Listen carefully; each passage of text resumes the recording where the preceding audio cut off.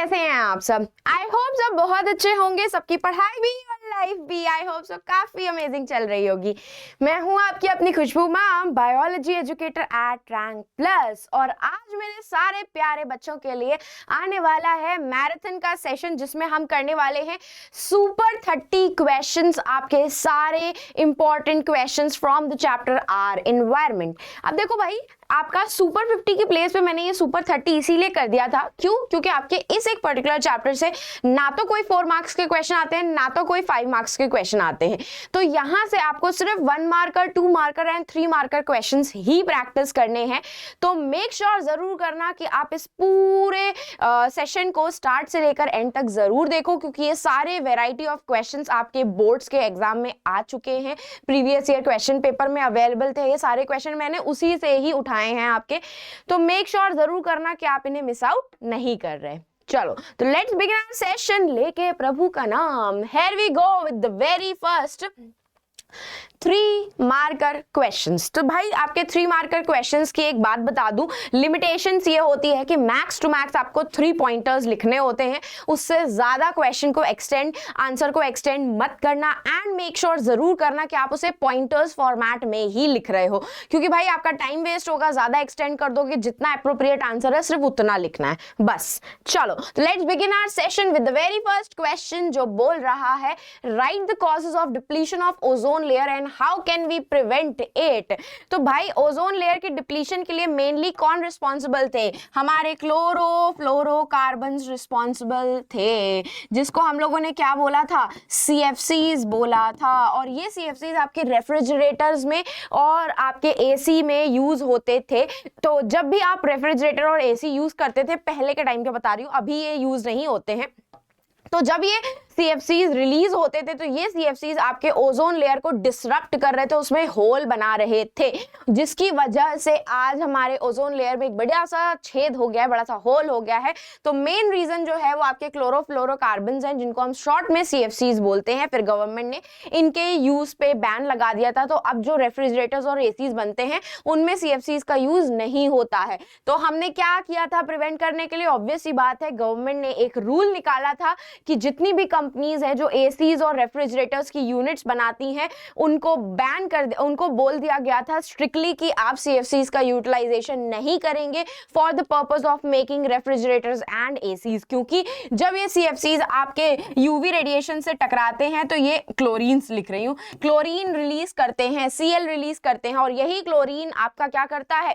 O3 molecule, जो कि आपका ओजोन लेयर का मॉलिक्यूल है, उसके साथ बॉन्डिंग इतनी स्ट्रॉन्ग बना लेता है कि रिमेनिंग जो ऑक्सीजन के एटम है वो बचते ही नहीं है नए ऑक्सीजन की लेयर, ओजोन की लेयर बनाने में। और इस तरीके से हमारी ओजोन डिप्लीट होती जा रही थी इन CFCs की वजह से। तो ओजोन लेयर डिप्लीशन का मीनिंग क्या होता है कि ओजोन लेयर जो है आपकी, जो आपके अर्थ को ब्लैंकेट की तरह कवर की हुई है just to protect you from the sunlight के स्ट्रॉन्ग UV रेडिएशन से। तो ये डिप्लीशन का मेन रीजन था आपके chlorofluorocarbon CFCs in the atmosphere. ये CFCs आपके अपर एटमॉस्फेयर में पहुंचते हैं, जो रेफ्रिजरेटर और AC से रिलीज होते थे, और ये CFCs क्या करते हैं? UV रेडिएशन की प्रेजेंस में क्लोरीन एटम को रिलीज करते हैं, CFCs में से क्लोरीन एटम को रिलीज करते हैं, और यही क्लोरीन एटम जो होता है आपका फिर क्या करता है? फ्री क्लोरीन एटम आपके ओजोन मॉलिक्यूल के साथ रिएक्ट करता है, जिसकी वजह से आज हमारी ओजोन लेयर डिप्लीट होती जा रही है, या उस टाइम पे भी डिप्लीट होती जा रही थी जब ये CFCs यूज हो रहे थे। और इसको सबसे प्रिवेंट करने का सबसे मेजर रोल जो गवर्नमेंट ने प्ले किया था कि इनका बैन लगा दिया था कि अब हम रेफ्रिजरेटर्स और ACs को बनाने के लिए CFCs का इस्तेमाल नहीं कर सकते। ठीक है, इजी सा क्वेश्चन ये तो। चलो next question, what will happen if we kill all the organism in one trophic level. तो ट्रॉपिक लेवल क्या थी? हमारी एक लेवल थी जो डिनोट करती है कि ये इस पर्टिकुलर ऑर्गेनिज्म के लिए बिलोंग करती है। तो अगर मैं सिंपल सा एक आपके लिए फूड चेन बनाऊं, तो सपोज करो plant which comes in the case of क्या था प्रोड्यूसर्स, उसके बाद यहाँ पे आपकी डियर है जो आपके प्लांट को खा रही है, और डियर को कौन खा रहा है? आपका टाइगर खा रहा है। सिंपल सी एक फूड चेन मैंने बना दी। अब उसमें बोल रहा है कि इफ अगर आप इसमें से कोई एक ट्रॉपिक लेवल के ऑर्गेनिज्म को उड़ा दोगे, मतलब मार दोगे, तो क्या होगा? क्या food chain as it is रहेगी या डिसरप्ट हो जाएगी? तो कॉमन सेंस की बात है भाई, अगर तुम लोग देखोगे तो अगर तुम लोगों ने यहाँ से डियर को क्या कर दिया? किल कर दिया, डियर को मार दिया, तो क्या टाइगर के पास खाना बचेगा? क्योंकि टाइगर तो फूड चेन में डियर को ही खा रहा है ना, डियर को खा रहा है कि नहीं खा रहा है। तो कॉमन सी बात है, अगर टाइगर को खाना नहीं मिलेगा तो क्या टाइगर्स की डेथ नहीं हो जाएगी? ऑब्वियसली टाइगर की डेथ हो जाएगी। उसके बाद डियर क्या खा रहा था? प्लांट्स खा रहा था, तो प्लांट्स की जो पॉपुलेशन थी वो मेंटेन्ड थी। अब अगर डियर को आपने मार दिया, गायब कर दिया, तो क्या प्लांट्स की पॉपुलेशन एज इट इज रहेगी? नहीं, प्लांट्स की पॉपुलेशन क्या हो जाएगी? इंक्रीज हो जाएगी, इतनी ज्यादा इंक्रीज हो जाएगी कि भाई हम लोगों को रहने के लिए जगह भी नहीं मिलेगी। देखो, किसी भी चीज की अति भी नुकसान करती है और किसी चीज की एब्सेंस भी हमें कहीं ना कहीं डिस्टर्ब करेगी हमारे इकोसिस्टम को। तो अगर हम किसी भी ट्रॉपिक लेवल या किसी भी फूड चेन में से कोई भी एक ऑर्गेनिज्म को रिमूव कर देते हैं ट्रॉपिक लेवल में से, तो वो पूरी फूड चेन को डिसरप्ट कर देगा, जिसकी वजह से हमें कॉन्सिक्वेंसेस फेस करने पड़ सकते हैं, हमारा इकोसिस्टम का बैलेंस डिसबैलेंस हो सकता है। तो ये रीजन है आपका, if we kill all the organism at one trophic level, जो फूड चेन होती है वो एंड हो जाती है और इकोलॉजिकल बैलेंस भी अफेक्ट हो जाता है, क्योंकि एक साइड पे डेथ हो जाती है, जैसे कि टाइगर की डेथ हो जा रही थी, और एक साइड पे पॉपुलेशन बहुत ही ज्यादा इंक्रीज हो जाती है। तो कार्निवोरस को अगर आप किल कर दोगे तो हर्बीवोरस की पॉपुलेशन इंक्रीज हो जाएगी, हर्बीवोरस की पॉपुलेशन इंक्रीज होगी तो प्लांट खाएंगे खाएंगे खाएंगे खाएंगे, एक लेवल पे आकर के हमारी प्लांट्स की पॉपुलेशन भी गायब हो जाएगी। तो अगर हमारे अर्थ पे प्लांट्स नहीं अवेलेबल होंगे तो क्या हम सर्वाइव कर पाएंगे? नहीं कर पाएंगे। तो इससे क्या हो गया, आपका पूरा फूड चेन भी डिसरप्ट हो गया और इकोलॉजिकल बैलेंस भी डिसरप्ट हो गया। तो दिस इज द रीजन क्यों हमें किसी भी ट्रॉपिक लेवल में से कोई भी ऑर्गेनिज्म गायब करने की इजाजत नहीं है। ठीक है जी, चलो moving on to the next question, what is the role of consumers in the food chain? तो हमने कितने टाइप के कंज्यूमर पढ़े हैं भाई? एक हमने पढ़े हैं आपके प्राइमरी कंज्यूमर, है ना जी, एक हमने पढ़े हैं आपके सेकेंडरी कंज्यूमर,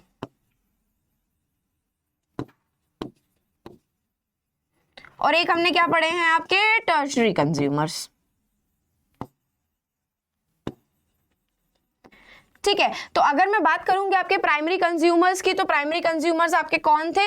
वो थे जो आपके डायरेक्टली प्लांट्स के ऊपर डिपेंडेंट होते हैं, आपके प्रोड्यूसर्स के ऊपर डिपेंड करते हैं, जैसे कि गोट हो गई, गाय हो गई, भैंस हो गई, ये सब क्या हो गए? आपके प्राइमरी कंज्यूमर्स हो गए। ठीक है, उसके बाद सेकेंडरी कंज्यूमर्स आपके प्राइमरी कंज्यूमर पर डिपेंड करते हैं, टर्शरी कंज्यूमर आपके सेकेंडरी कंज्यूमर पे डिपेंड करते हैं। देखो, ये सारे कंज्यूमर्स जो होते हैं एक लेवल को ऑक्यूपाई करते हैं आपके फूड चेन में, और वो सारे ट्रॉपिक लेवल्स जो होते हैं वो इंपॉर्टेंट होते हैं। क्यों? क्योंकि ये बैलेंस क्रिएट करते हैं। अभी जस्ट मैंने इससे पहले वाले क्वेश्चन में आपको बताया था कि अगर आप फूड चेन में से कोई भी ऑर्गेनिज्म को गायब कर दोगे तो आपकी फूड चेन खराब हो जाएगी, इकोलॉजिकल बैलेंस बिगड़ जाएगा। तो यहाँ पे भी वही सेम कंडीशन, यहाँ पे भी वही सेम सिनेरियो देखने के लिए मिलता है हमें, कि अगर आप कंज्यूमर्स की एडवांटेज देखोगे या कंज्यूमर्स का सिग्निफिकेंस देखोगे तो यही होता है, कंज्यूमर्स आपके एक आगे ट्रॉपिक लेवल के बैलेंस को बना करके रखते हैं। अगर मैं बात करूंगी सेकेंडरी कंज्यूमर की, तो वो प्राइमरी कंज्यूमर की पॉपुलेशन को बैलेंस रखते हैं। प्राइमरी कंज्यूमर की बात करूंगी तो वो प्लांट्स की, प्रोड्यूसर्स की पॉपुलेशन बैलेंस करके रखते हैं। अभी मैंने आपको बोला एक कहावत छोटी सी, कि किसी भी चीज की अति नुकसान करती है। तो अगर किसी की भी इसमें से पॉपुलेशन इंक्रीज हो जाएगी तो it will definitely affect your food chain. तो ऑल टोटल मिला करके कंज्यूमर्स का क्या रोल होता है, ये वो अपनी नीड्स को फुलफिल करने के लिए दूसरे ऑर्गेनिजम्स पे फीड करते हैं, जिसकी वजह से उनसे आगे वाली जो ट्रॉपिक लेवल होती है, आगे वाला जो कंज्यूमर होता है उसका लेवल मेंटेन रहता है, वो ओवर पॉपुलेटेड नहीं होता, जिसकी वजह से हमारी फूड चेन भी बैलेंस्ड रहती है, इकोलॉजिकल बैलेंस भी बना रहता है, और इससे हमें ये भी पता चलता है कि एनर्जी किस लेवल से किस लेवल में ट्रांसफर हो रही है। तो ये पूरा एक जनरल क्वेश्चन था जो अपने मन से आपको बना करके लिखना पड़ेगा, और स्टिल अगर आपको लगता है कि आप अपने मन से बना के नहीं लिख सकते हो तो ये पूरा क्वेश्चन छाप करके चले आना, कोई दिक्कत नहीं है। ठीक, चलो moving on to the next question, damage to the ozone layer is a cause of concern, justify this statement। तो अभी सबसे फर्स्ट क्वेश्चन में मैंने आपको बताया था कि जब से कंपनीज ने इंडस्ट्रियलाइजेशन आई थी और सीएफसीज का यूटिलाइजेशन करना स्टार्ट किया था, तब से क्या हो गया था, यही सीएफसीज आपके अपर एटमॉस्फेयर में जाकर के यूवी रेडिएशंस की कांटेक्ट में आकर के क्या हो रहे थे, यूवी रेडिएशन के कांटेक्ट में आ रहे थे, क्लोरीन एटम को रिलीज कर रहे थे, और यही क्लोरीन एटम क्या करता है, आपकी O3 मॉलिक्यूल के साथ उसको O3 मॉलिक्यूल को ब्रेक कर देता है ऑक्सीजन में, और ऑक्सीजन के मॉलिक्यूल में, और ऑक्सीजन के एटम में, और एटम के साथ कंबाइन होकर के क्लोरीन मोनोऑक्साइड बना लेता है, जो कि इतना स्ट्रॉन्ग बॉन्ड होता है कि आप उसको तोड़ नहीं सकते हो, जिसकी वजह से आपके अपर एटमॉस्फेयर में जो बनी बनाई ओजोन लेयर है वो भी डिस्टर्ब हो रही है, और वो आगे नई ओजोन लेयर भी बनने नहीं दे रहा है। क्यों? क्योंकि ऑक्सीजन का एटम एटम ही एटमॉस्फेयर में नहीं प्रेजेंट है, उसी ऑक्सीजन एटम के साथ ये क्लोरीन एटम कंबाइन करके एक स्ट्रॉन्ग बॉन्ड बना ले रहा है, तो जो बनी हुई थी वो भी डिसरप्ट हो रही है और जो नहीं बनी थी उसको बनने ही नहीं दे रहा है। ठीक है, ऑल टोटल मिलाकर कह रहा है कि हमारी दादागिरी है, हम करने नहीं देंगे तुम्हें कुछ भी। ठीक, अब भाई बात ये आती है कि ये ओजोन लेयर हमारे लिए कॉज ऑफ कंसर्न क्यों है, जो डैमेज हो रहा है। तो आप लोगों को मैंने आर एनवायरनमेंट के वन शॉट में बताया था, जिसने वो वन शॉट नहीं देखा है मेक श्योर जरूर करना कि आप उसे जरूर चेकआउट करो। ठीक है, जो इसी चैनल के लाइव सेक्शन में अवेलेबल है, क्योंकि मैंने लाइव ही लिया था वो। ठीक, तो बात ये होती है कि ये जो ओजोन लेयर होती है ये अपर एटमॉस्फेयर को एक ब्लैंकेट की तरह कवर की हुई है। आप लोग जब ठंड में बाहर जाते हो तो अपने आप को कवर करने के लिए क्या पहनते हो, जैकेट पहनते हो ताकि आपको ठंड नहीं लग जाए। उसी तरीके से आपके अर्थ के एटमॉस्फेयर के अंदर यूवी रेडिएशंस एंटर ना करें, यूवी रेडिएशंस एंटर ना करें, इसके लिए हमारे अपर एटमॉस्फेयर में ब्लैंकेट की तरह ये ओजोन लेयर प्रेजेंट है।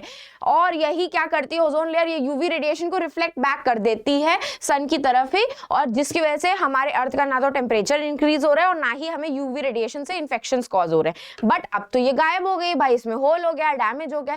तो अब क्या हो रहे हैं, ये यूवी रेडिएशंस आपके अर्थ के अंदर एंटर कर रहे हैं, जिसकी वजह से आपको बहुत सारे स्किन इन्फेक्शंस होने के चांसेस हैं, स्किन कैंसर होने के चांसेस बढ़ रहे हैं, कैटरैक्ट होने के चांसेस बढ़ रहे हैं। तो ये सब प्रॉब्लम्स देखने के लिए मिल रही हैं हमको जब से ओजोन लेयर में डिप्लीशन हुआ है, ओजोन लेयर में होल हो गया है। ये यूवी रेडिएशन डायरेक्टली सन के अर्थ के अंदर एंटर कर रही है, अर्थ का टेम्परेचर भी इंक्रीज हो रहा है और साथ साथ में is one such cause for the global warming, and साथ साथ में ये आपकी बहुत सारे स्किन कैंसर्स की सिचुएशन कॉज कर रहा है और कैटरैक्ट की प्रॉब्लम कॉज कर रहा है, जो कि आंखों में प्रेजेंट होता है, धुंधलापन नहीं आ जाता है। ठीक है, तो दिस इज द थिंग जो आपके इसीलिए ये कॉज ऑफ कंसर्न है, क्योंकि ये अर्थ में डायरेक्टली एंटर कर रहे हैं, जो कि हमारे इल इफेक्ट्स क्रिएट कर रहे हैं हमारी हेल्थ के ऊपर भी और इवन हमारी क्रॉप्स के ऊपर भी। और ये ग्रेटर इंसिडेंस क्या कॉज कर रहे हैं, स्किन कैंसर का, कैटरैक्ट का, और हमारी आईज को इन्फेक्शन कॉज कर रहे हैं। और इवन लोगों में इम्यून डेफिशिएंसी भी देखी गई है। इम्यून डेफिशिएंसी का मतलब ये होता है कि आपका इम्यूनिटी सिस्टम इतना वीक हो गया है कि आप ठीक तरीके से अपने आप को किसी भी इन्फेक्शन से बचा नहीं पा रहे हैं। नॉर्मल कोल्ड और कफ भी आपको इन्फेक्शन बहुत ही ड्रास्टिक चेंजेस आपकी बॉडी में लेकर के आ रहा है। ठीक है, चलो moving on to the next question, what is 10% law, explain with an help of example how energy flows through the different trophic level. तो 10% एनर्जी लॉ किसने दिया था, रेमंड लिंडमैन ने। उन्होंने ये बोला था the amount of energy transfer from one trophic level to the another trophic level is only 10%, rest of the energy is utilised by that same trophic level by that producer consumer of whatever organism present at that trophic level, and remaining energy lost as heat। ठीक है, remaining energy lost as heat. तो सिर्फ और सिर्फ 10% energy ही एक trophic level से दूसरे trophic level में जाती है। तो सिंपल सी अगर हम फूड चेन बनाएंगे तो ये रहा हमारा प्लांट, प्लांट को खाने वाला है आपका ग्रास हॉपर, ग्रास हॉपर को खाने वाला है कौन, आपका फ्रॉग, और फ्रॉग को खाने वाला है कौन, आपका स्नेक। ठीक है, सपोज करो आपके प्लांट के पास थी 50,000 जूल ऑफ एनर्जी। कितनी थी, 50,000 जूल ऑफ एनर्जी थी।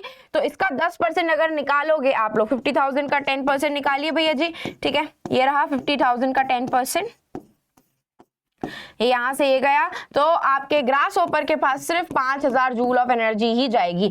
अब ये 5,000 जूल ऑफ एनर्जी फ्रॉग की तरफ ट्रांसफर होगी अगेन 10% पे। तो 5,000 का अगर आप लोग 10% निकालोगे तो है इज द 10%, ये कट हो गया, कितनी, सिर्फ 500 जूल ऑफ एनर्जी आपके फ्रॉग के पास गई।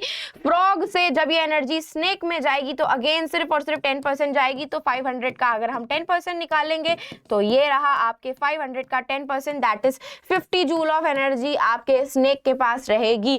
तो दिस इज द 10% लॉ, और इस तरीके से आपको फूड चेन बना करके अपने 10% एनर्जी लॉ को एक्सप्लेन करना पड़ेगा। सिंपल, ठीक है, चलो moving on, the 10% rule is used to approximate the independence of trials where the sampling is taken without the replacement if the sample size ये नहीं है। 10% law simple ये है कि the amount of energy transferred from one tropic level to another tropic level is just 10%। ये पहला वाला जो क्वेश्चन है पता नहीं कौन से उसका दिया हुआ है, बट फूड ट्रांसफर जो होता है, energy takes place is referred as trophic level, और हर एक ट्रॉपिक लेवल पे सिर्फ 10% अमाउंट ऑफ एनर्जी ट्रांसफर होती है। मैंने आपको फूड चेन बना करके दिखा दी। ठीक है, चलो, moving ahead with the next question, that is what is biological magnification? Will the level of this biological magnification be different at different trophic level of the ecosystem?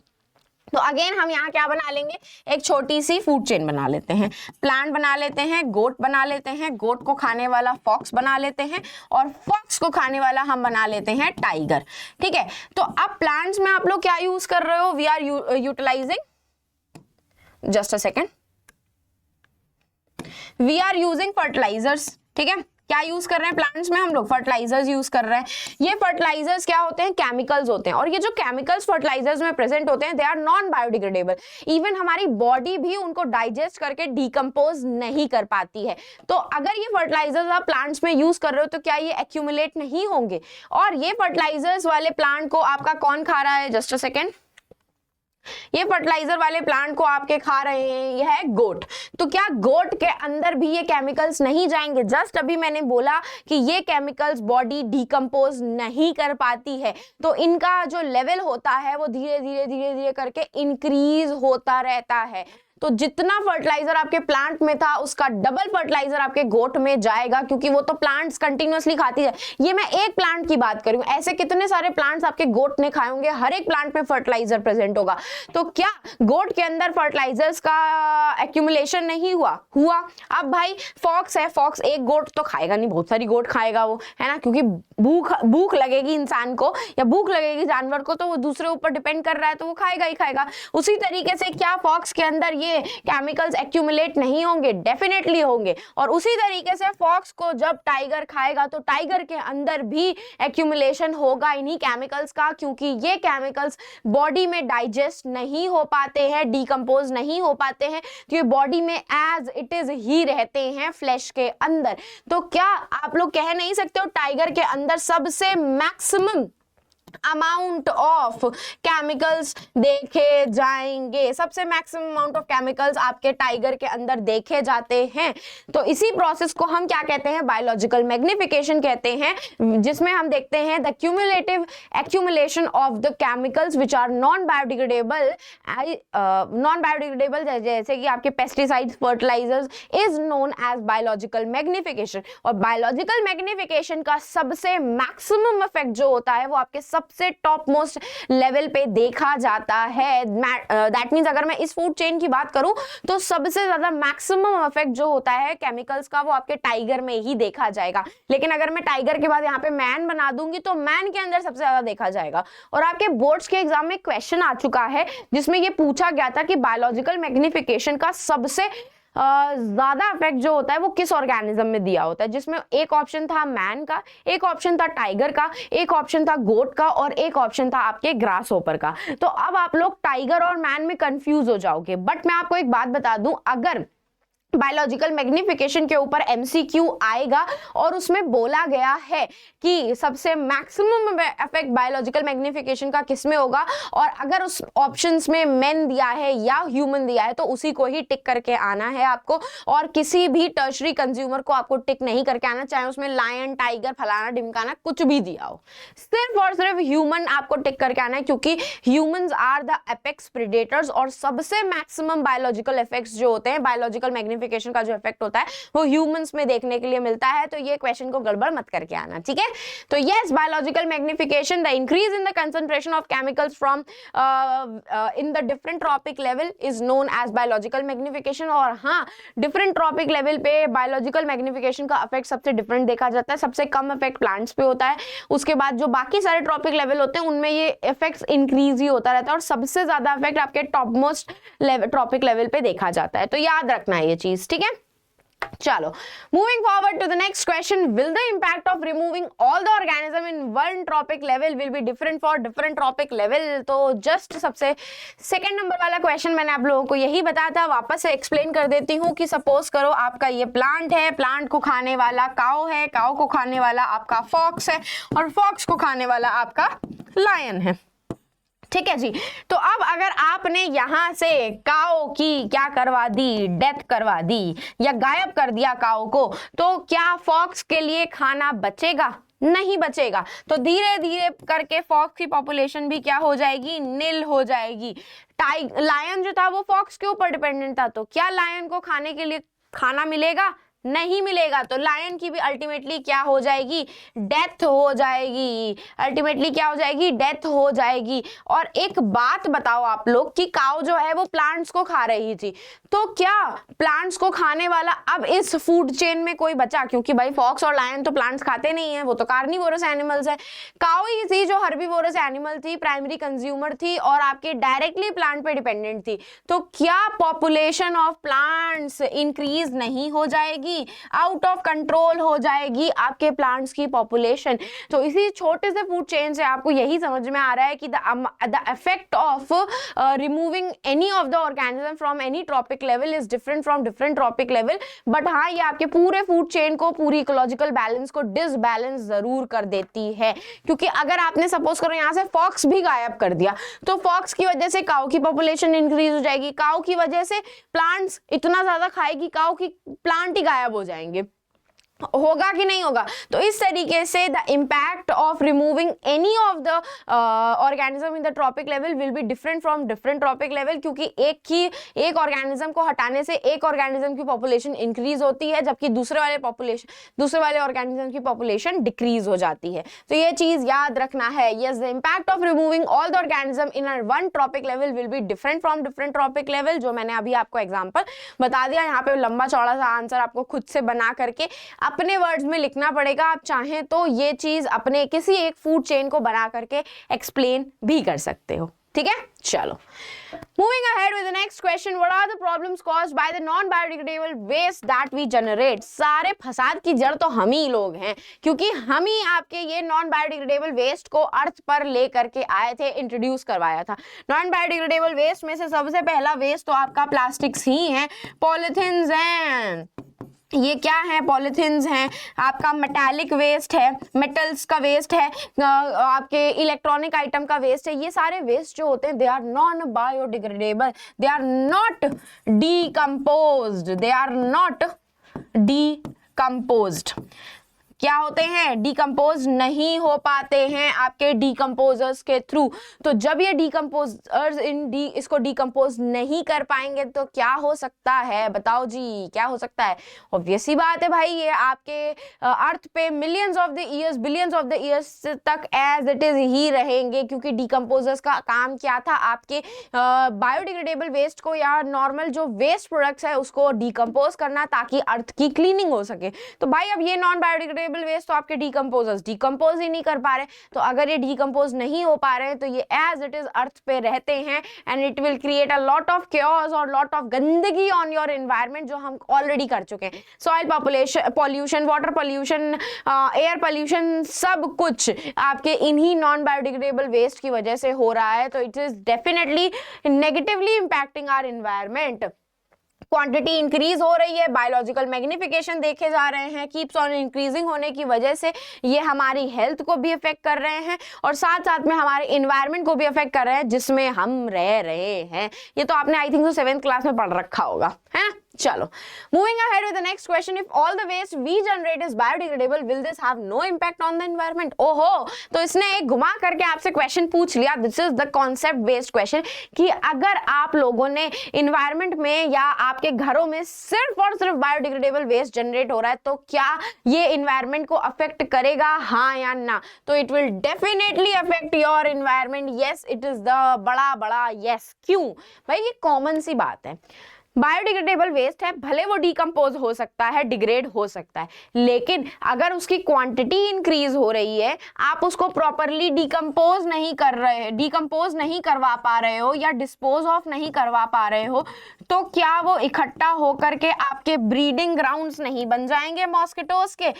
It will develop into the breeding grounds of house flies, आप लोगों को भी पता है कि house flies जो होती हैं, मक्खियां जो होती हैं, वो इट इज द वेक्टर, वो आपके मेन इन्फेक्शन कॉज करने के लिए रिस्पॉन्सिबल होती हैं, क्योंकि वो गंदे गंदे खाने पे बैठेंगी, गंदी जगह पे बैठ करके जब आपके खाने पे बैठती हैं तो वो बैक्टीरिया, वायरसेस, फंगस के सारे इन्फेक्शन आपके फूड में लेकर के जाती हैं, और वो फूड जब आप खाते हो तो आपके पेट के अंदर गुड़गुड़ होती है और आपको इन्फेक्शन होने के चांसेस बढ़ जाते हैं।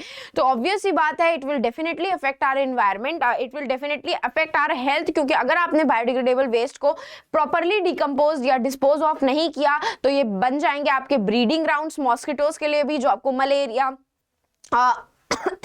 डेंगू ये सब कॉज कर सकते हैं। फ्लाइज के लिए बन जाएंगी टाइफाइड और डायरिया, ये सारे इन्फेक्शन कॉज होंगे, और साथ साथ में उनसे फाउल स्मेलिंग भी आएगी, बदबू आएगी, जहां पे आप रह नहीं पाएंगे। फिर आपको परफ्यूम छिड़क छिड़क के काम चलाना पड़ेगा, बट ऐसा काम कब तक चलाएंगे, क्योंकि इतना पैसा तो हमारे पास है नहीं। ठीक है, तो ये yes it will definitely affect, क्योंकि अगर आपने इनको प्रॉपरली डिकम्पोज नहीं किया तो ये एयर, वाटर, सॉइल सब पल्यूट करेंगे, साथ साथ में ये आपको डिसीज फ्री एनवायरनमेंट नहीं प्रोवाइड करेंगे, क्योंकि ये ब्रीडिंग ग्राउंड्स बन जाएंगे आपके हाउस फ्लाइज और मॉस्किटोज के, जो आपको अलग अलग टाइप के इन्फेक्शंस कॉज करते हैं, आप सब लोगों को पता है। ठीक है, चलो moving ahead with the next question, what are trophic levels, give an example of a food chain. अरे ये क्वेश्चन तो भाई आप लोगों के बोर्ड्स के एग्जाम का क्वेश्चन है, 2 मार्कर का क्वेश्चन है, जिसमें 1 मार्क्स आपको ट्रॉपिक लेवल की डेफिनेशन लिखने के लिए मिलेंगे और 1 मार्क्स जो है आपको फूड चेन का एग्जांपल देने के लिए मिलेंगे। तो ट्रॉपिक लेवल क्या होते हैं आपके, the level eight which a certain organism occupy, एक ऐसा लेवल फूड चेन में जो सर्टेन ऑर्गेनिज्म या producer, primary consumer, tertiary consumer occupy करता है। और अगर मैं एक सिंपल फूड चेन की एग्जांपल दूं तो भैया इतनी बार मैंने अभी ये फूड चेन बनाई है, प्लांट बना लो, काव बना लो, काव को खाने वाला लायन बना लो, तो ये क्या हो गए आपकी फूड चेन्स हो गई। और अगर मैं बात करूं कि इनको प्लांट क्या होते हैं, आपके फर्स्ट ट्रॉपिक लेवल ऑक्यूपाई करते हैं, जो कि आपके क्या होते हैं, प्रोड्यूसर्स होते हैं। ठीक है, उसके बाद काउ क्या होती है, सेकंड ट्रॉपिक लेवल ऑक्यूपाई करती है, टीएल का मतलब है tropic level, and this is your primary consumer, जो आपके प्रोड्यूसर पे डायरेक्टली डिपेंडेंट होते हैं। उसके बाद थर्ड ट्रॉपिक लेवल आपका कौन ऑक्यूपाई करता है, लायन ऑक्यूपाई कर रहा है, जिसमें इसको हम क्या कहेंगे, सेकेंडरी कंज्यूमर कहेंगे, that will be your secondary consumer.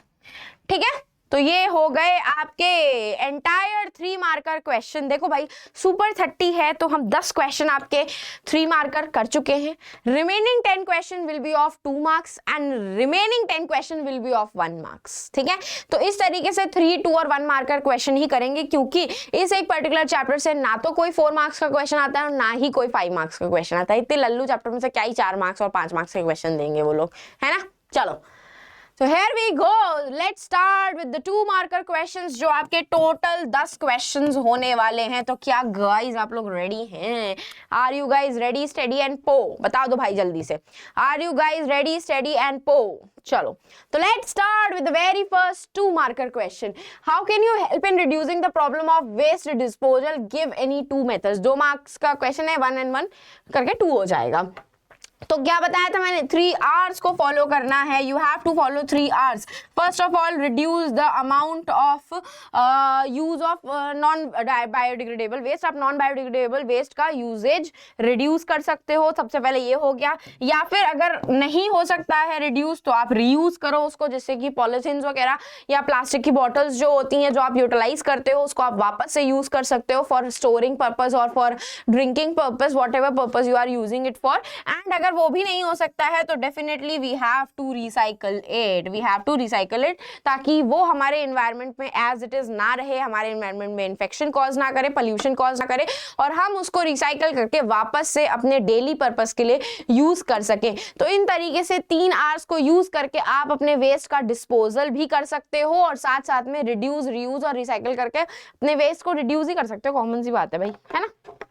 चलो, by changing our lifestyle obviously reduce packaging, recycling of waste है एंड कंपोस्ट बनाने में फॉर द बायोडिग्रेडेबल वेस्ट। अब कॉमन सी बात है, आप छोटा सा एक गड्ढा बना लो सॉइल में और उसमें सिर्फ और सिर्फ आपको बायोडिग्रेडेबल वेस्ट डालना है। मतलब जो जो फ्रूट्स के पील्स होते हैं, वेजिटेबल्स के पील्स होते हैं, छिलके वगैरह जो किचन का वेस्ट निकलता है, अगर आप उसको सॉइल में डाल करके उसका कंपोस्ट बनाओगे, मैन्योर बनाओगे, तो it will definitely help you in the crop fields also. और अगर आप घर में गार्डनिंग करते हो तो आप वो भी मैन्योर या कंपोस्ट यूज कर सकते हो ऑर्गेनिक फार्मिंग के लिए, जहां पे बिल्कुल भी केमिकल्स का यूटिलाइजेशन नहीं होता, हम सिर्फ और सिर्फ मैन्योर का यूज करके उसको यूटिलाइज करते हैं। ठीक है, चलो moving ahead with the next question, what will happen if we kill all the organism in one trophic level? ये क्वेश्चन रिपीट हो चुका है, बट मैं आपको बता चुकी हूँ ये डिफरेंट होगा for different trophic level. Suppose अगर ये प्लांट है, प्लांट को खाने वाली काऊ है और काऊ को खाने वाला आपका टाइगर है, तो इस बार अगर मैं टाइगर की क्या करवा दूंगी, डेथ करवा दूंगी,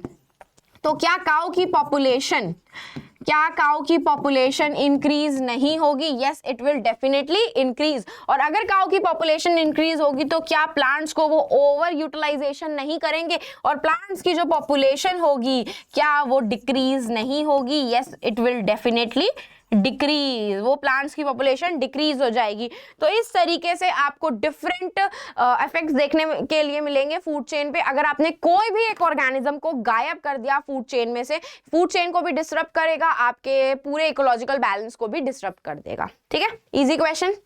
if we kill all the organism in one trophic level, then the transfer of energy as well as the matter to next higher level will stop. Obviously अगर आप काऊ को मार दोगे तो टाइगर को खाने के लिए कुछ नहीं मिलेगा और आपकी प्लांट्स की पॉपुलेशन इंक्रीज हो जाएगी। तो it will lead to the overpopulation एक ट्रॉपिक लेवल पे, और दूसरे ट्रॉपिक लेवल पे वो डेथ कॉज करवाएगा। जैसे कि वहां पे अगर आपने टाइगर को हटाया था तो काऊ की पॉपुलेशन ओवर पॉपुलेटेड हो रही थी, और काऊ की पॉपुलेशन ओवर पॉपुलेटेड हो रही थी तो प्लांट्स की पॉपुलेशन डिक्रीज हो जा रही थी, क्योंकि वो ज्यादा से ज्यादा प्लांट्स को कंज्यूम करेंगे। ठीक है, This will seriously disrupt the food chain and can cause the collapse of an ecosystem. आपके ecosystem का collapse create कर देंगे, ecological disbalance create कर देंगे। ठीक है, moving on to the next question, a teacher draws the pyramid of energy on the board and writes A, B, C and D in each trophic level as shown in the diagram given alongside which level represents the herbivores. देखो आपको एक बात बता दूं, आपके trophic level में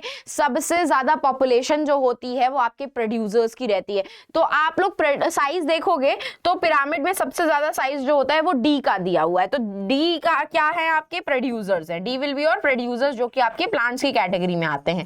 ठीक है, उसके बाद उनके बाद जिनकी पॉपुलेशन ज्यादा रहती है वो आपके कौन होते हैं, प्राइमरी कंज्यूमर्स रहते हैं। और प्राइमरी कंज्यूमर्स कौन होते हैं, आपके हर्बीवोर्स एनिमल्स होते हैं जो आपके प्लांट्स के ऊपर डायरेक्टली डिपेंड करते हैं। क्या होते हैं, हर्बीवोर्स होते हैं जो आपके प्लांट्स के ऊपर डायरेक्टली डिपेंड करते हैं। और आपकी बी की बात करूं तो ये आपके सेकेंडरी कंज्यूमर हो गए जो कि कार्निवोर्स एनिमल्स आ जाते हैं, या फिर कभी कभी ओमनीवोर्स एनिमल्स भी आ जाते हैं। उसी तरीके से आपके ए वाले भी क्या हो जाएंगे, कार्निवोर्स एनिमल्स हो जाएंगे, बट हम उनको सेकेंडरी नहीं टर्शियरी कंज्यूमर्स बोलेंगे। सेकेंडरी कंज्यूमर ये हो जाएंगे, टर्शियरी कंज्यूमर ये हो जाएंगे आपके। ठीक है, तो अगर आपने उसने क्या पूछा है कि कौन सा लेवल हार्बीवोर्स रिप्रेजेंट कर रहा है, तो भैया कौन सा हार्बीवोर्स रिप्रेजेंट कर रहा है, ये रहा हार्बीवोर्स रिप्रेजेंट कर रहा है, सी वाला। Answer will be your C, जो कि आपका हर्बीवोरस एनिमल्स रिप्रेजेंट कर रहा है। Answer will be your C. ठीक है, अब एक बात आप लोगों को और याद रखनी है कि अगर एग्जाम में पूछा जाएगा कि ट्रॉपिक लेवल में से या फूड चेन में से सबसे ज्यादा पॉपुलेशन किसकी होती है, तो आपको पता होना चाहिए, ह्यूमन पॉपुलेशन मत लिख करके आ जाना, प्लांट्स की पॉपुलेशन सबसे ज्यादा मानी जाती है। आप पिरामिड में भी देख सकते हो कि पिरामिड में सबसे ज्यादा जो स्पेस ऑक्यूपाई कर रहा है वो डी वाला पोर्शन ऑक्यूपाई कर रहा है, जो कि प्रोड्यूसर्स ऑक्यूपाई करते हैं। नीचे से ऊपर जाती है तो नीचे प्रोड्यूसर ही तो होंगे आपके। ठीक है, चलो moving ahead with the next question, in the given food chain suppose the amount of energy, just a second, amount of energy at fourth tropic level is 5 kilojoule, what will be the energy at the producer level? okay, तो ये रही आपकी food chain, ये आपका 10 joule है इसके पास। ठीक है, 10% ऑफ x लिखेंगे हम यहाँ पे, इक्वल्स टू 10 जूल दिया हुआ है, इक्वल्स टू 10 जूल दिया हुआ है। तो x की वैल्यू निकाल लो भैया, 10 इंटू 10% अपॉन 100 अपॉन 10, तो कितनी हो गई यहाँ पे, कितनी हो गई, 100 जूल हो गई। ठीक है, 100 जूल हो गई। 100 जूल से फ्रॉग में कितनी जाएगी, 1000 जूल जाएगी। आप लोग एक एक जीरो बढ़ा करके लिख सकते हो। इसके पास कितनी जाएगी, 10,000 जूल जाएगी। और ग्रास के पास कितनी होगी, ये आपकी एक और जीरो बना दिया, इतनी हो जाएगी। ठीक है, इतनी हो जाएगी। उसने क्या पूछा कि प्रोड्यूसर लेवल पे उसके पास कितनी एनर्जी होगी, तो this will be the producer level, this will be the this will be your producer level. चाहे तो आप लोग निकाल लो, 100 जूल दिया हुआ था तो 10% of 10% of x equals to 100 लिखेंगे, x इक्वल्स टू 10/100 इंटू 100/10, तो एक जीरो कट गया, 1000 जूल आ गया, तो 1000 जूल ऑफ एनर्जी आपकी यहाँ पे इसके पास आ जाएगी, फ्रॉग के पास 1000 जूल का निकालोगे फिर 10%, तो आप लोग ग्रास ऊपर के पास 10,000, इसका अपोजिट मतलब आपको आंसर दिया हुआ है, आपको यहाँ पे x की वैल्यू निकालनी है, 10% ऑफ x इक्वल्स टू यहाँ पे पूरी आंसर वाली अमाउंट वाली एनर्जी रखोगे, मतलब यहाँ पे थोड़ी सी मैथ्स लग रही है, लगा लेना, बहुत ही बेसिक सी मैथ्स है, इतनी बेसिक मैथ्स तो आपको और कहीं नहीं मिलेगी, इतनी बेसिक मैथ्स तो बेसिक मैथ्स में भी तुम्हें नहीं मिलेगी। तो according to the 10% law, energy level जो होता है सिर्फ 10% ट्रांसफर होता है, तो भाई आपकी ये गलत दिया हुआ है, बट हाँ 10% ऑफ x हम लोग लिखेंगे, तो 10% of x equals to 10 joule हो जाएगा। जैसे मैंने आपको बताई कैलकुलेशन, बिल्कुल एग्जैक्ट वैसी ही कैलकुलेशन होनी है उसमें, ऐसा कोई भी क्वेश्चन आएगा तो उसमें सेम यही कैलकुलेशन होनी है, इतनी घबराने की जरूरत नहीं कि हाय मैथ्स आ गई बायो के अंदर, इजी सी मैथ्स है, इतना तो कर लगा ही सकते हो तुम लोग, ठीक है। चलो moving on to the next question, why are some substances considered as a biodegradable and some are non biodegradable? कितना हलवा एंड हलवा क्वेश्चन है।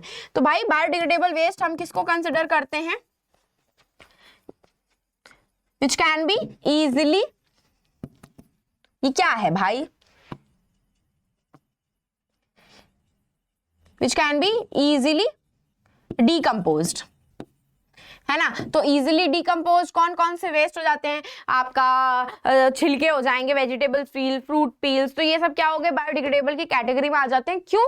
क्योंकि ये आपके डिकम्पोजर्स बहुत इजीली डिकम्पोज कर लेते हैं, इसीलिए हमने इनको बायोडिग्रेडेबल वेस्ट की कैटेगरी में रखा है। जबकि नॉन बायोडिग्रेडेबल वेस्ट जो होते हैं वो आपके डिकम्पोजर्स जो होते हैं वो इजीली डिकम्पोज नहीं कर पाते, इवन वो कर ही नहीं पाते हैं। तो भाई जब वो डिकम्पोज ही नहीं हो रहे तो वो इन्वायरमेंट में एज इट इज रहेंगे, भाई गंदगी फैलाएंगे, पोल्यूशन फैलाएंगे, जो हम ऑलरेडी कर चुके हैं, तो इसीलिए हमने उनको नॉन बायोडिग्रेडेबल वेस्ट की कैटेगरी में रखा हुआ है, एज सिंपल एज दैट, ठीक। तो भाई द माइक्रो ऑर्गेनिज्म जैसे कि बैक्टीरिया आपके डिकम्पोजर्स होते हैं, इन्वायरमेंट में प्रेजेंट होते हैं, उनका काम क्या होता है, आपके कॉम्प्लेक्स मटेरियल को ब्रेक डाउन करके नेचुरल मटेरियल में कन्वर्ट करना, जिससे सॉइल की फर्टिलिटी इंक्रीज होती है। तो अगर मैं पेपर की बात करूं तो वो नेचुरल होता है, डिकम्पोज हो जाता है, जबकि अगर मैं बात करूं प्लास्टिक्स की तो वो मैन मेड होता है और डिकम्पोज ईजिली नहीं हो पाता, इसी प्रॉपर्टी की वजह से जहां पे डिकम्पोजर्स एक चीज को डिकम्पोज कर पा रहे हैं, एक चीज को डिकम्पोज नहीं कर पा रहे हैं, इसी रीजन से हम कुछ चीजों को बायोडिग्रेडेबल वेस्ट बोलते हैं और कुछ चीजों को नॉन बायोडिग्रेडेबल वेस्ट बोलते हैं। Moving ahead with the next question, what is ozone and how does it affect any ecosystem? है देखो भाई, ओजोन क्या है, आपकी O3 मॉलिक्यूल होता है जो कि आपकी अपर एटमॉस्फेयर को, आपके अपर लेयर ऑफ एटमॉस्फेयर को एज अ ब्लैंकेट की तरह कवर की हुई है, और ये क्या कर रही है, आपको प्रोटेक्शन प्रोवाइड कर रही है from the UV radiation coming directly from the sunlight, ठीक है। लेकिन अब क्या हो गया है, इसका हो गया है डिप्लीशन। तो क्या ओजोन लेयर की डिप्लीशन की वजह से क्या प्रॉब्लम्स हो रही हैं, स्किन कैंसर की सिचुएशन कॉज हो रही है, कैटरैक्ट की प्रॉब्लम कॉज हो रही है। क्यों कॉज हो रही है? क्योंकि ये ओजोन लेयर की एब्सेंस या ओजोन लेयर में होल होने की वजह से आपके जो सनलाइट के यूवी रेडिएशंस हैं ये डायरेक्टली आपके अर्थ के अंदर एंटर कर रहे हैं, जो आपके क्या कॉज कर रहे हैं, डायरेक्टली आपके अर्थ के अंदर एंटर कर रहे हैं, जो आपको क्या कॉज कर रहे हैं, स्किन कैंसर, कैटरैक्ट जैसी सिचुएशन, डिसीज जैसी सिचुएशन कॉज कर रहे हैं। सिंपल, ठीक है, एज इट इज। चलो, तो ozone layer is an isotope of oxygen, obviously 3 atoms of oxygen present होते हैं, हायर लेवल ऑफ एटमॉस्फेयर में प्रेजेंट होते हैं, जो आपकी अर्थ की एटमॉस्फेयर को शील्ड कर रहे हैं from the UV radiations coming from the sunlight, और ये आपके हाईली डैमेजिंग होते हैं, जिसकी वजह से आपके स्किन कैंसर की प्रॉब्लम हो रही है, क्योंकि ये ओजोन लेयर आपके यूवी रेडिएशंस को अर्थ के अंदर एंटर नहीं करने दे रहे हैं, वहां से वो रिफ्लेक्ट बैक हो जा रही है। इसीलिए अब जब होल हो गया है तो ये सारी यूवी रेडिएशंस अंदर एंटर कर रही हैं, अर्थ का एटमॉस्फेयर गर्म भी होता जा रहा है, और आपको problem, skin problems, mainly skin problems cause हो रही है, क्योंकि डायरेक्टली आपकी स्किन ही सन के कांटेक्ट में रहती है, ठीक है।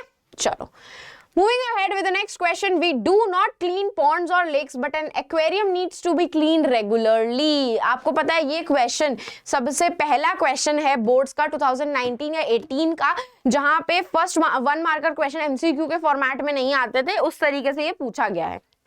तो भाई एक बात बताओ, क्या ponds and lakes are natural ecosystem, है ना।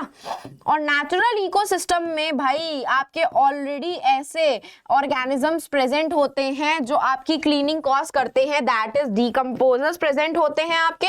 और अगर हम बात करें आपके पानी की, तो पानी के अंदर भी ऐसी फिशेस प्रेजेंट होती हैं, ऐसे माइक्रोस्कोपिक ऑर्गेनिज्म प्रेजेंट होते हैं जो अपने आप ही क्लीनिंग करते हैं आपके नेचुरल इकोसिस्टम की। हमें मैनमेड तरीके से उनकी क्लीनिंग करने की जरूरत नहीं होती है। उनमें ऑक्सीजन ऐड करने के लिए एक्वाटिक प्लांट्स भी प्रेजेंट होते हैं, और इवन कार्बन डाइऑक्साइड को रिमूव करने के लिए आपके ऐसे ऑर्गेनिजम्स भी प्रेजेंट होते हैं माइक्रोस्कोपिक, जो ऑक्सीजन कार्बन डाइऑक्साइड का यूज करके क्या करते हैं, फोटोसिंथेसिस करते हैं। इवन प्लांट्स भी वही यूज कर लेते हैं फोटोसिंथेसिस करने के लिए। तो इस तरीके से ऑक्सीजन का लेवल भी मेंटेन रहता है, कार्बन डाइऑक्साइड का लेवल भी मेंटेन रहता है। और इवन अगर कोई उस इकोसिस्टम में कोई भी ऑर्गेनिज्म की डेथ हो गई तो उसे क्लीन करने के लिए भी वहां पे ऐसी बहुत सारी फिशेज और माइक्रोस्कोपिक ऑर्गेनिज्म प्रेजेंट होते हैं जो उस डेड और डिकेइंग मैटर के ऊपर फीड करके क्लीनिंग नेचुरल कर देते हैं। जबकि अगर हम बात करें आपके एक्वेरियम की, तो एक्वेरियम जो है आपका कैसा है, it's a man made ecosystem. क्या होता है, it's a man made ecosystem. Man made ecosystem जिसके अंदर ना तो कोई ऐसा प्लांट प्रेजेंट होता है जो नेचुरल ऑक्सीजन और कार्बन डाइऑक्साइड को रिप्लेनिश कर सके, और ना ही कोई ऐसी फिशेज या माइक्रोस्कोपिक ऑर्गेनिज्म प्रेजेंट होते हैं जो आपके एक्वेरियम को क्लीन कर सके, अनटिल एंड अनलेस जब तक आप उसको इंट्रोड्यूस नहीं करवाते हो। और उसके बावजूद भी आपको उसकी रेगुलर क्लीनिंग करनी ही पड़ जाती है क्योंकि वो मैन मेड इकोसिस्टम है। यही रीजन से हमें पॉन्ड्स और लेक्स को क्लीन नहीं करना पड़ता है रेगुलरली, रादर देन एक्वेरियम जिसको आपको एक डेढ़ हफ्ते में क्लीन करने की रिक्वायरमेंट पड़ जाती है। पॉन्ड्स और lakes being a natural ecosystem natural decomposers होते हैं, क्लीनर्स होते हैं, which is the integral part of that ecosystem, और वो क्लीन कर देते हैं। जबकि एक्वेरियम्स जो है वो आर्टिफिशियली बिल्ट होते हैं, उसमें एज सच कोई डीकम्पोजर्स या नेचुरल चीजों की प्रेजेंस नहीं होती ऑर्गेनिजम्स की जो उसकी क्लीनिंग कर सके, इसीलिए हमें उसे रेगुलर क्लीनिंग करनी पड़ती है, उसकी रेगुलर क्लीनिंग परफॉर्म करनी पड़ती है। ठीक है, चलो moving ahead with the next question. Although gardens are created by men, they are considered to be the ecosystem. Justify this statement. Gardens जो होते हैं हमने मैन मेड तरीके से बनाए हैं, आपने अपना होम गार्डन बनाया होगा ना घर के बाहर, बट वो गार्डन्स जो होते हैं उसमें सारे क्या अवेलेबल रहते हैं, प्लांट्स भी अवेलेबल रहते हैं आपके, रहते हैं कि नहीं रहते हैं, आपके डीकम्पोजर्स भी नेचुरली प्रेजेंट रहते हैं जो आपके डेड और डिकेइंग मैटर को या प्लांट्स में से जो लीफ वगैरह गिर रही होती है, फॉल डाउन हो रही है, उसको डीकम्पोज करके मैन्योर में या कंपोस्ट में कन्वर्ट कर देते हैं। तो भले गार्डन्स आपके मैन मेडली क्रिएट होते हैं लेकिन they exactly are the dupe of natural ecosystem. हम जो जंगल की बात करते हैं, फॉरेस्ट की बात करते हैं, वो बिल्कुल वैसे ही होते हैं। तो जैसे फॉरेस्ट के अंदर आपके नेचुरल इकोसिस्टम रहता है, डीकम्पोजर्स वगैरह हर एक चीज प्रेजेंट होती है जो आपकी क्लीनिंग भी परफॉर्म करती है, ऑक्सीजन और कार्बन डाइऑक्साइड को रिप्लेनिश भी करती है, वैसा ही सेम सिस्टम आपके गार्डन में प्रेजेंट होता है, भले वो आपका मैनमेड सिस्टम क्यों ना हो। तो यही रीजन से हम लोग गार्डन्स जो होता है they are considered as a ecosystem, क्योंकि उसमें सब कुछ प्रेजेंट होता है भाई, सारे एबायोटिक फैक्टर्स प्रेजेंट है, light, wind, water, mineral, soil, सब कुछ उसकी ग्रोथ के लिए। Apart from that non biotic सारे अवेलेबल है, बायोटिक भी सारे अवेलेबल है। तो इसीलिए biotic and non biotic presence होने की वजह से गार्डन्स को हम क्या बोलते हैं, नेचुरल इकोसिस्टम का पार्ट ही मान लेते हैं, भले वो मैन मेड ही क्यों ना क्रिएट किए गए हो। ठीक है, चलो moving ahead with the next question. A food chain generally has 3 or 4 trophic level. Explain why. तो अब अगर मैं बात करूं आपके किसी भी फूड चेन की, तो मैंने आप लोगों ने देखा होगा मैंने अब तक आपके 3 या मैक्सिमम 4 फूड चेन बनाई हुई है, मैंने उससे ज्यादा एक्सटेंड फूड चेन को नहीं किया था। क्यों नहीं किया था, इसका सबसे मेन रीजन है आपका सिर्फ और सिर्फ क्या, 10% एनर्जी लॉ। आपको बताया, मैंने बताया था वन शॉट में कि the amount of energy transferred from one trophic level to next trophic level is only 10%, और सिर्फ 4 ट्रॉपिक लेवल या 5 ट्रॉपिक लेवल में ही हम एनर्जी को मैक्सिमम ट्रांसफर करा सकते हैं, क्योंकि अगर आपने 6-7 ट्रॉपिक लेवल बना लिए तो जो एनर्जी लेवल आ जाती है वो इतनी मिनिमल हो जाती है, इतनी मिनिमल हो जाती है कि उस ऑर्गेनिज्म उतनी अमाउंट ऑफ एनर्जी किसी भी चीज के लिए यूटिलाइज नहीं कर सकता, उसको लेथार्जिक फील होगा, वीकनेस फील होगी। तो यही रीजन से हमको फूड चेन को मैक्सिमम 3 से 4 ट्रॉपिक लेवल का बनाना चाहिए, क्योंकि अमाउंट ऑफ एनर्जी धीरे धीरे करके एक एक ट्रॉपिक लेवल पे रिड्यूस होती जाती है। तो सबसे टॉप मोस्ट लेवल पे अगर हम लोग ने ज्यादा बना दिए ट्रॉपिक लेवल, तो इतनी एनर्जी रिड्यूस हो जाएगी कि उसको कोई भी बेसिक अपने फंक्शंस परफॉर्म करने के लिए एनर्जी बचेगी ही नहीं। इसीलिए फूड चेन्स जो होती हैं दे आर टिपिकली 3 और 4 इन ट्रॉपिक लेवल्स, ठीक है। Very little useful energy is left because only 10% of energy is transferred from one two the next trophic level. इसी रीजन से ट्रॉपिक लेवल सिर्फ 3 या 4 रहती हैं, ठीक है। चलो Moving ahead with the next question, कुल्लर्स, and this is the 2023 का क्वेश्चन पेपर का आंसर। 2023 के बोर्ड्स के क्वेश्चन पेपर का आंसर क्वेश्चन है ये कि कुल्लर्स और डीकंपोजर्स पेपर कप्स जो होते हैं both are alternative for disposal plastic cups, which of these considered to be the better alternative to plastic cups and why.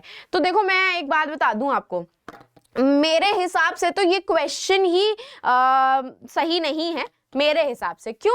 एक बात बताओ, जो पेपर कप्स हैं, जो पेपर कप्स हैं, अगर हमने उन्हें एज अ ऑल्टरनेटिव रिप्लेस किया तो क्या ये पेपर कप्स आपकी ट्रीज की कटिंग के लिए रिस्पॉन्सिबल नहीं है?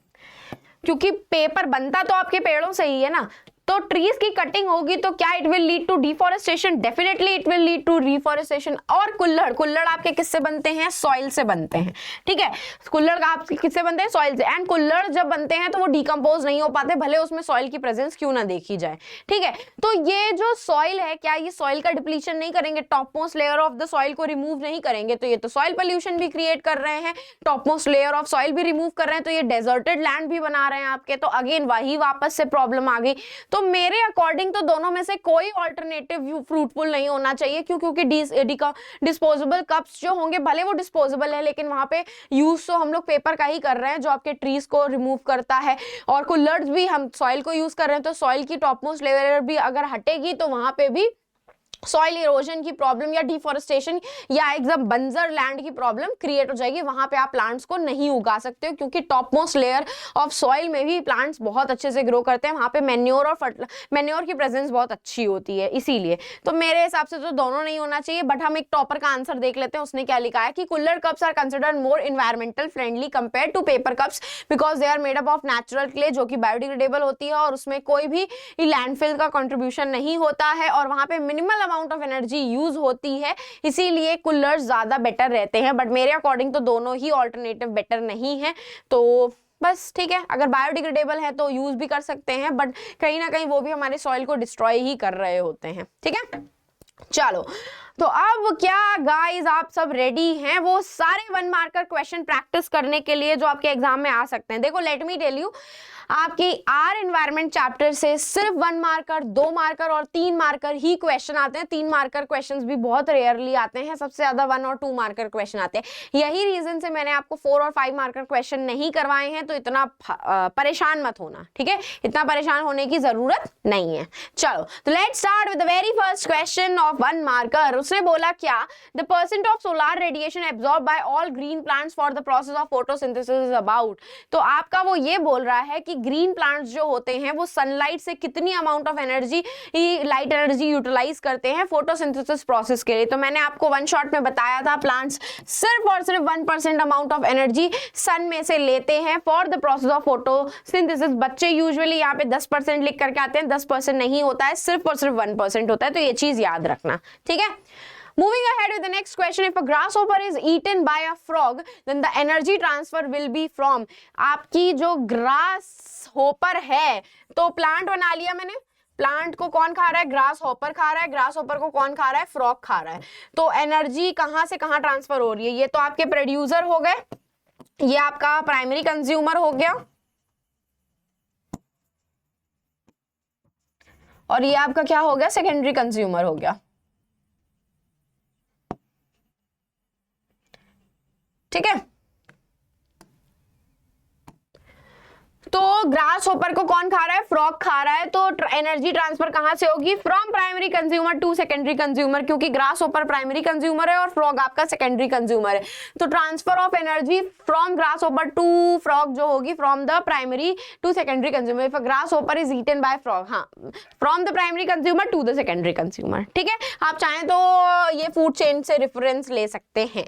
ठीक, चलो moving on to the next question, what will happen if a deer is missing from the food chain? Grass, deer and tiger. तो भाई टाइगर की पॉपुलेशन क्या हो जाएगी? डिक्रीज हो जाएगी, है ना, क्योंकि टाइगर के पास खाना नहीं बचेगा। और ग्रास की पॉपुलेशन क्या हो जाएगी? इंक्रीज हो जाएगी, क्योंकि उसको खाने के लिए आपकी डियर नहीं बचेंगे। तो population of tiger will increase नहीं, the tiger will start eating grass नहीं, the population of grass will decrease नहीं, the population of tiger decreases and grass increases. D will be the correct answer. Tiger की population decrease हो जाएगी क्योंकि वो तो dear के ऊपर फीड कर रहा था तो उसको खाना नहीं मिलेगा, और ग्रास की पॉपुलेशन इंक्रीज हो जाएगी क्योंकि ग्रास के ऊपर डियर फीड कर रहा था तो उसको मतलब उसकी पॉपुलेशन को कंट्रोल करने के लिए डियर नहीं बचेंगे। ठीक है, तो D will be your correct answer. Now, moving ahead with the next question, disposable plastic plates should not be used because हमें disposable plastic प्लेट्स जो है वो नहीं यूज करनी चाहिए। क्यों? क्योंकि भाई ऑब्वियस ही बात है, वो नॉन बायोडिग्रेडेबल वेस्ट होता है। They are made up of light weight material नहीं, they are made up of toxic material हाँ कह सकते हैं। They are made up of biodegradable material नहीं, they are made up of non biodegradable material. तो answer B और D दोनों होना चाहिए, लेकिन सबसे अप्रोप्रिएट आंसर डी होगा क्योंकि वो नॉन बायोडिग्रेडेबल वेस्ट है, हमें उसको यूज क्यों नहीं करना चाहिए, इसीलिए यहाँ पे डी आंसर करेक्ट होना चाहिए क्योंकि वो नॉन बायोडिग्रेडेबल वेस्ट से बने हुए होते हैं। Moving ahead with the next question, in the food chain herbivores falls at which level?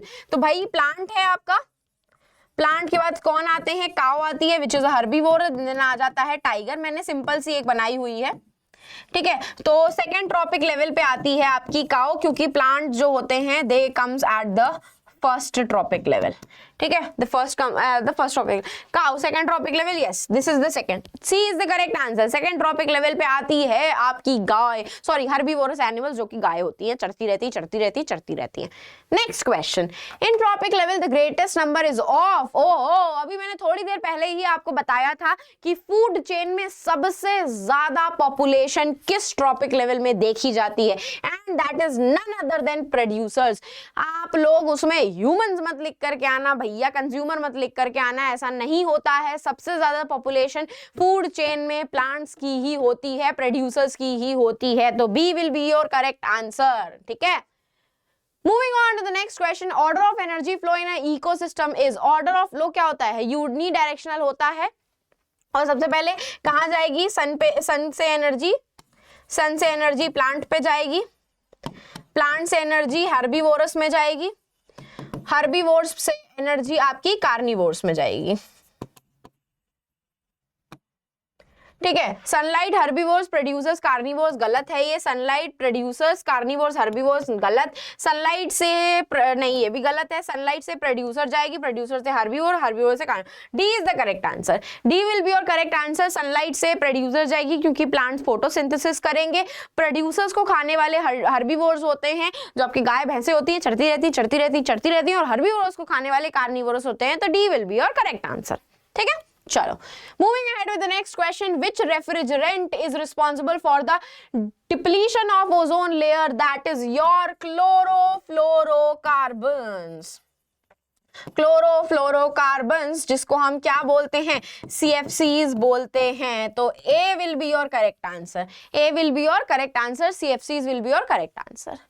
Next question, which of the following belongs to the category of primary consumer? तो मैं again वापस एक food chain बना लेती हूँ, plant, cow and lion. तो भाई आपकी प्लांट जो होते हैं,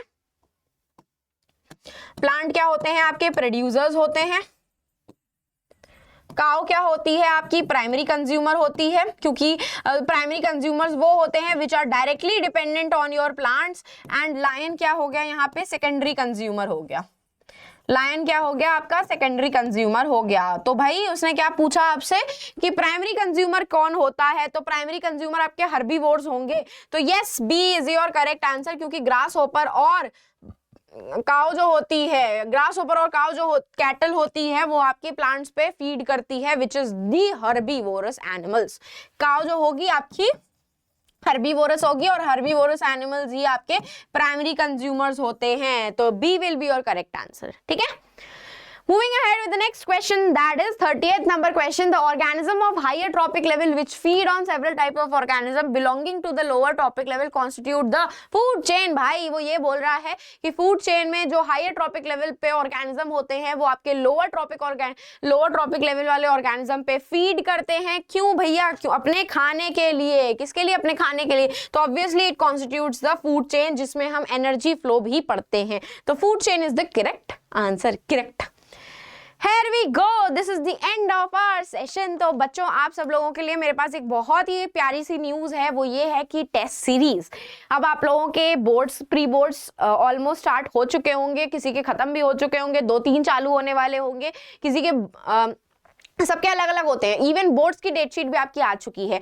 तो द अमाउंट ऑफ क्वेश्चन जो आपको इस टाइम पे प्रैक्टिस करने चाहिए वो अनलिमिटेड होने चाहिए, जिसके लिए रैंक प्लस आपके लिए लेकर के आया है test series for your pre boards and boards. तो आप लोग ये डाउनलोड कर सकते हो, प्रैक्टिस कर सकते हो, वो भी बिल्कुल फ्री ऑफ कॉस्ट। कुछ करने की जरूरत नहीं है, प्ले स्टोर पे जाना, रैंक प्लस के ऐप को डाउनलोड करना, वहां पे ये पूरी टेस्ट सीरीज अवेलेबल है, जिसको आप फ्री ऑफ कॉस्ट, कोई भी 1 रुपया खर्चा करने की आपको जरूरत नहीं है, आप प्रैक्टिस कर सकते हो उसको। यहाँ पे मैथ्स के 5 मॉक टेस्ट पेपर, साइंस के 5, एसएसटी के 5 और इंग्लिश के 5 मॉक टेस्ट पेपर अवेलेबल है।